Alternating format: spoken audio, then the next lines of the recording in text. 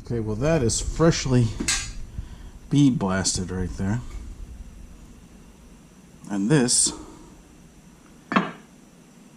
has been bead blasted and then powder coated with Eastwood cast aluminum powder coat.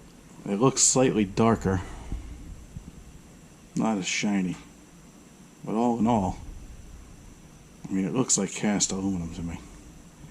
Pretty sure, thinking I'm gonna go with that.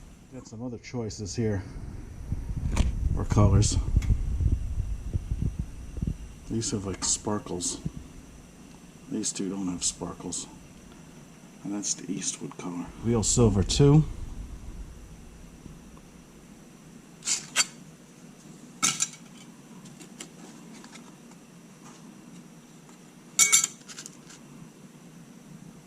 Super silver.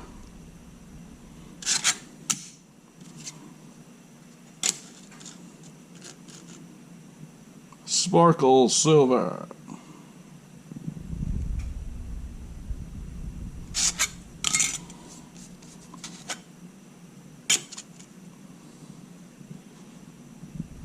Silver explosion. Silver base coat.